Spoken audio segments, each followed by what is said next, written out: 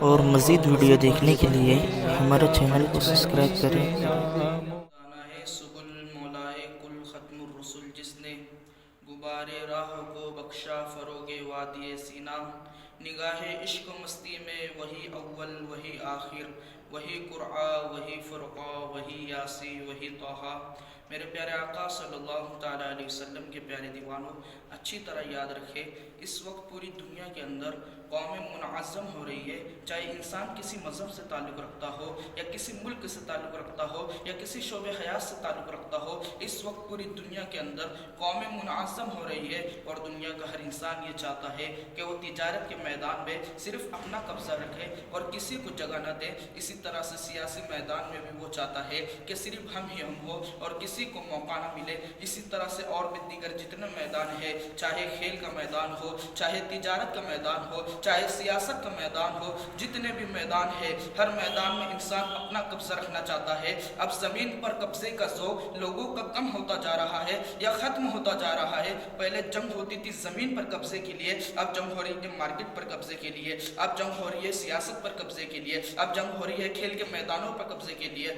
ایسے حالات میں جبکہ لوگ الگ الگ میدانوں میں اپنی چھاپ چھوڑنے کی کوشش کر رہے ہیں، ایسے وقت میں مسلمانوں کی ذمہ داری کیا ہے؟ آپ تجارت کے میدان سے سیاست کے میدان تک یا دنیا کے کسی بھی میدان میں اگر اپنی چھاپ چھوڑنا چاہتے ہیں تو ہمیں کرنا کیا ہوگا؟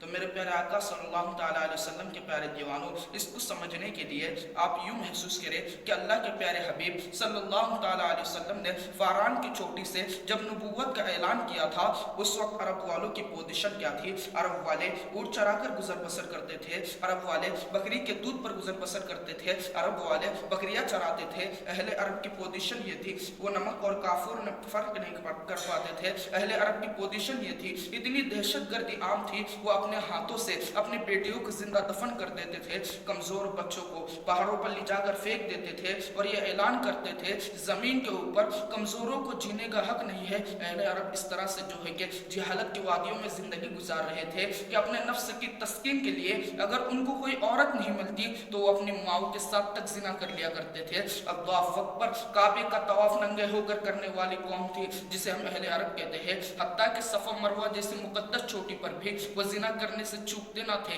زنا عام تھا، اس دور کی مائیں اپنے گود میں اپنے بچوں کو شراب پلا رہی تھی۔ آپ اندازہ تو کریں زنا کی کتنے دلدالہ تھے وہ لوگ۔ اگر انسانوں کے ساتھ ان کو اپنے نفس کی تسکین کا موقع نہیں ملتا تو وہ جانوروں کے ساتھ تک زنا کرتے تھے، وہ جانوروں کے ساتھ تک بدکاری کرتے تھے۔ ایسا سماج تھا کہ جنہوں نے کعبۃ اللہ کی چھت پر 360 بتوں کو نصب کر دیا تھا، باطل خداؤں کی عبادت کرتے تھے۔ ایسے جہالت کے ماحول کے اندر اللہ کے پیارے حبیب صلی اللہ تعالیٰ علیہ وسلم پیغمبر انقلاب بن کر تشریف لائے۔ حضور نے انقلاب برپا کرنا چاہا مکے کے اندر، جبکہ جہالت کی تاریکی ہے، کفر کی تاریکی ہے، شرک پورے عروج پر ہے، یتیموں کا حق کھایا جا رہا ہے، بیواؤں کو منحوس سمجھا جا رہا ہے، ماؤں کے ساتھ زنا کیا جا رہا ہے۔ اتنی ساری گندگی تھی اور ہر گندگی کے خاتمے کے لیے ایک الگ عنوان کی ضرورت تھی، لیکن اللہ کے حبیب صلی اللہ تعالیٰ علیہ وسلم نے ان تمام گندگی کے خاتمے کے لیے تمام عنوانوں پر محنت نہیں کی، صرف ایک عنوان پر محنت کی جسے علم کہتے ہیں۔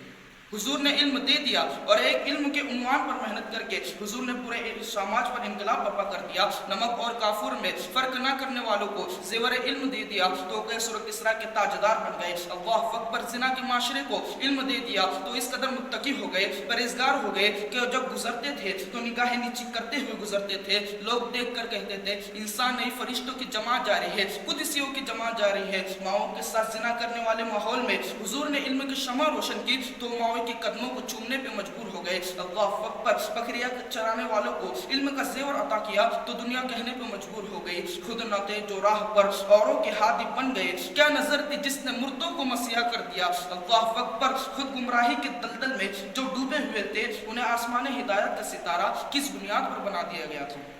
علم کی بنیاد پر۔ پتہ چلا ہر چیز کی اصلاح ایک عنوان سے ہو سکتی ہے جسے علم کہتے ہیں۔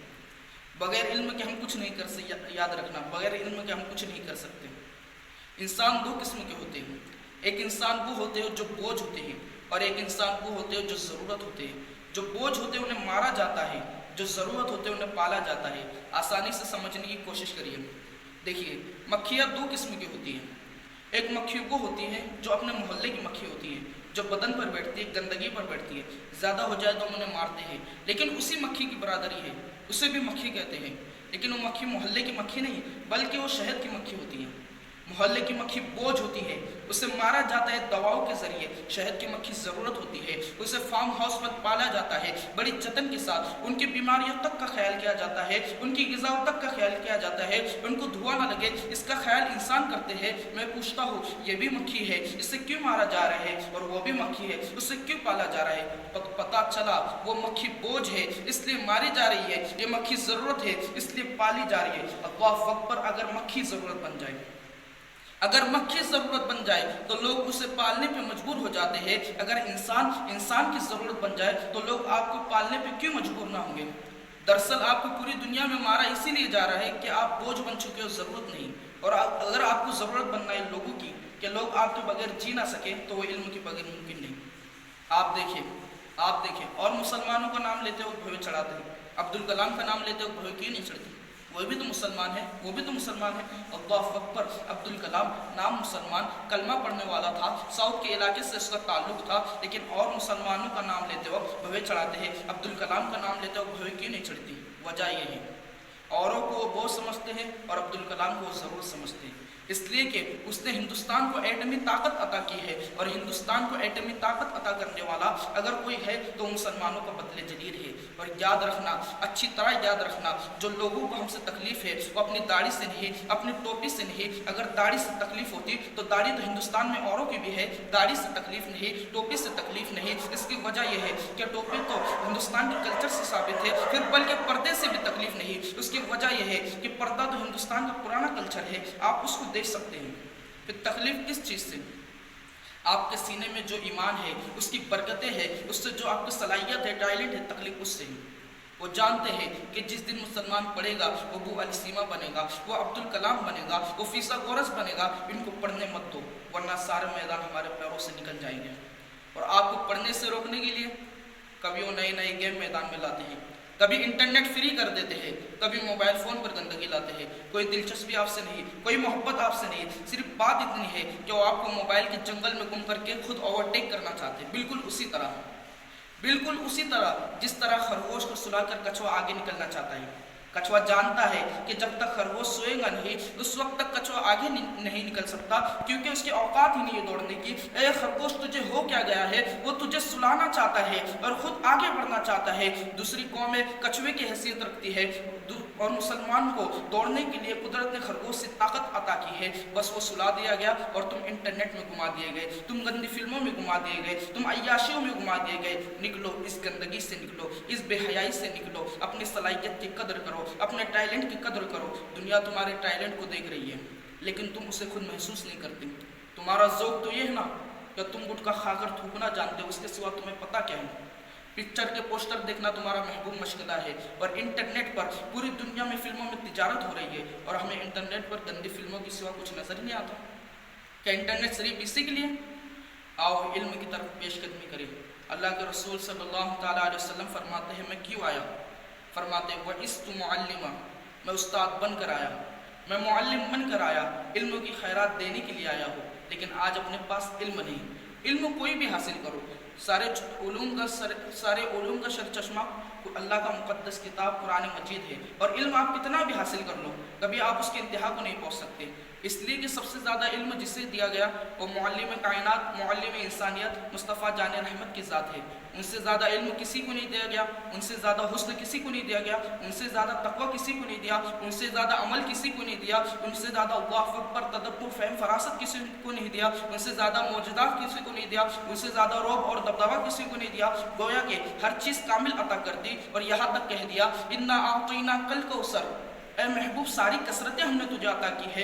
امام اہل سنت کہتے ہیں انا اعطیناک الکوثر، ساری کثرت پاتے ہیں، ہر کثرت ان کی عطا کی ہے، حتیٰ کہ جنت کا مالک بنایا، اپنے خزانے کی کنجی کا مالک بنایا۔ لیکن حضور سے کہتے ہیں، سب دے کر کہتا ہے قل ربی زدنی علما، ہر چیز کی انتہا دے دی، یہ نہیں کہا کہ حسن مانگ، یہ نہیں کہا حسن مانگ، کیونکہ حسن اتنا دیا کہ قدرت نے حسن دے کر اپنا قلم ہی توڑ دیا۔ رخ مصطفیٰ ہے وہ آئینہ کہ اب ایسا دوسرا آئینہ، نہ ہماری بزم خیال میں، نہ دکان آئینہ سار میں، حسن اتنا دیا۔ کہ حسن یوسف بھی وہاں حیرت سے تکتا کھڑا ہے، حسن یوسف بھی وہاں حیرت سے دیکھ رہا ہے، حسن اتنا دیا۔ اللہ اکبر۔ مولانا جمیل الرحمان کہتے ہیں کیا حسن ہے اے سید ابرار تمہارا، اللہ بھی ہے طالب دیدار تمہارا، اور کیوں دید کے مشتاق نہ حضرت یوسف، اللہ کا دیدار ہے دیدار تمہارا، اللہ کا دیدار۔ حسن اتنا دیا اور علم اتنا دیا، عالم ما کان وما یکون بنایا۔ علم ما کان وما یکون، جو ہو چکا ہے، جو ہونے والا ہے، یہ ان کا کل علم نہیں۔ مولانا شرف الدین بوسری فرماتے ہیں کہ لوح اور قلم کا علم حضور کے علم کا ایک حصہ ہے۔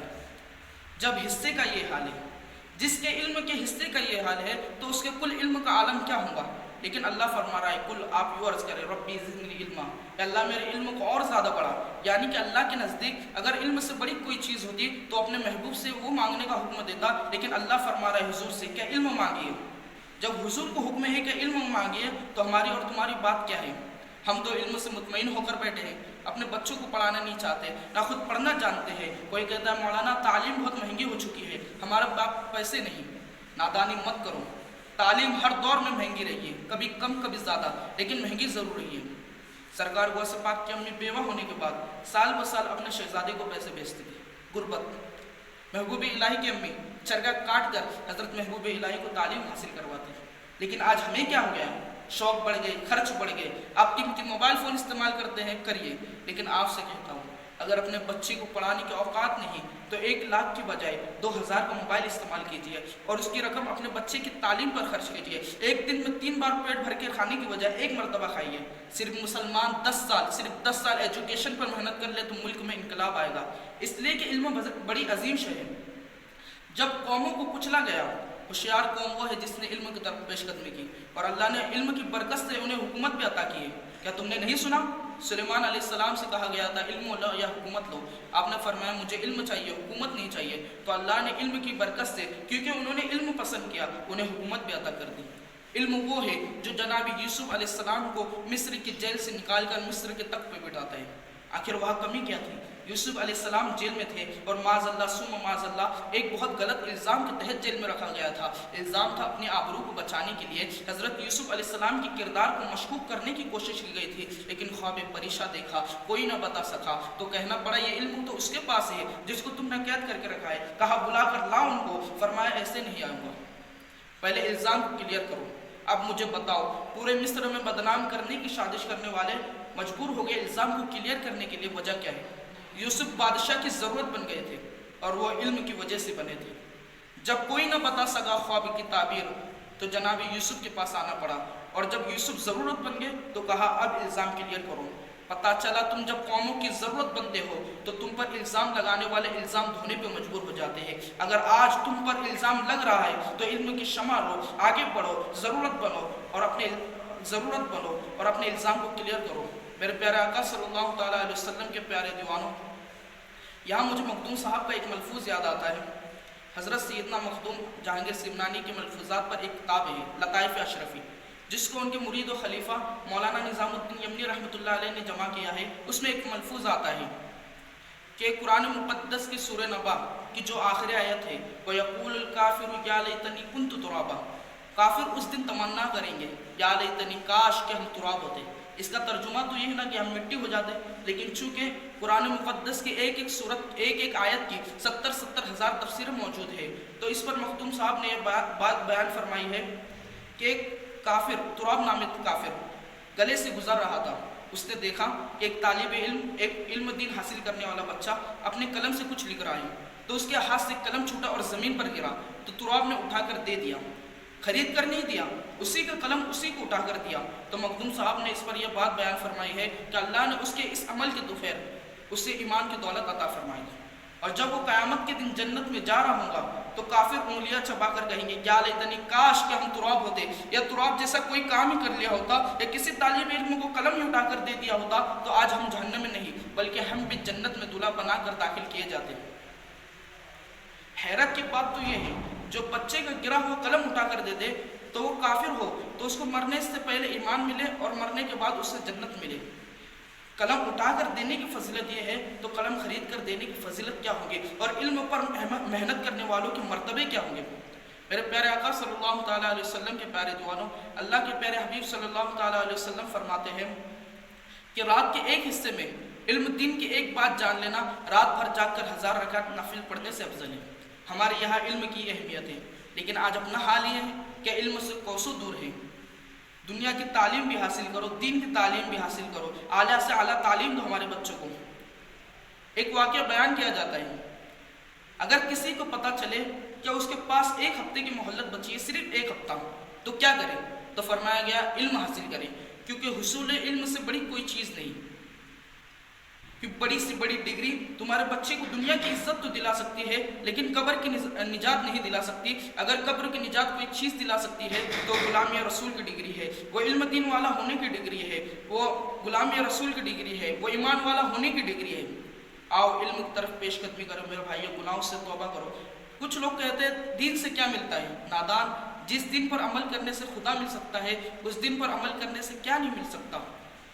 میرے پیارے آقا صلی اللہ تعالیٰ علیہ وسلم۔ ویڈیو اچھا لگے تو لائک کریں اور شیئر کریں اور چینل کو سبسکرائب کریں۔